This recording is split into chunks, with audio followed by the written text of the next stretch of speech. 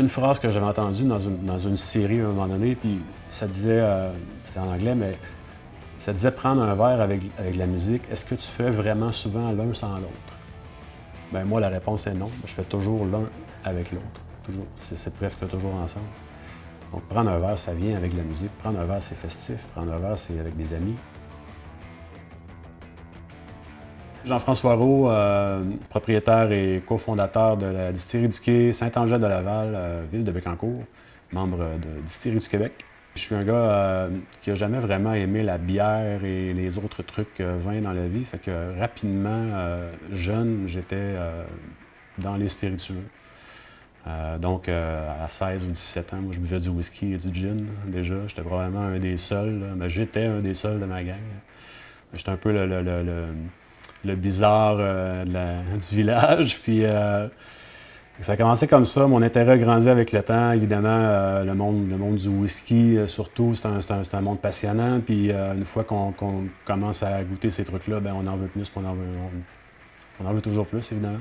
2017-2018, c'est là vraiment que l'intérêt a grandi, a fait un step vraiment rapidement. Ma carrière professionnelle, bon, ça battait de l'aile un peu, le feu était moins là, puis à l'âge que j'avais, je suis rendu à 48 ans, c'était comme un peu it's now or never, c'est là ou jamais, fait que j'ai fait le grand saut en 2018.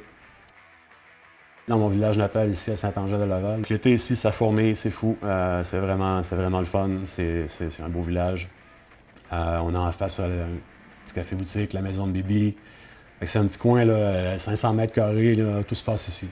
Donc pour moi, c'était super important d'être ici. Côté non, Distillerie du Quai, évidemment, avec cette discussion, ben, vous voyez d'où ça vient.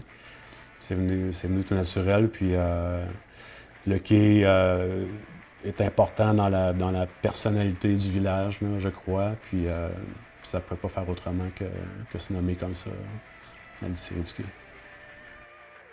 Notre supersonique bien-aimé, tantôt je vous disais que bon, ça faisait quand même plusieurs années que j'étais amateur de spiritueux, de gin et whisky. J'ai pu parfaire ma palette de goût au fil des années, puis j'aimais toujours ce qu'il y avait des agrumes dedans pour les gins.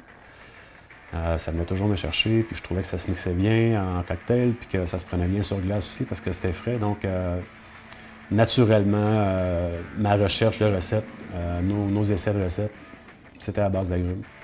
Finalement, la recette orange citron, lime de kaffir, on a 10 aromates en tout, mais c'est vraiment ces 3 trucs-là qui vont sortir. C'est pas encore arrivé là, en plus de 2 ans que je rentre pas à la distillerie le matin et que j'ai pas un petit sourire en coin. Là. Puis c'est pas nécessairement de vouloir dégager cette fierté-là aux autres, mais c'est vraiment personnel. On a chacun nos histoires, on a chacun notre parcours, puis pour moi, c'est vraiment quelque chose. Là. Je suis vraiment très, très, très content, très fier de mon projet de la distillerie.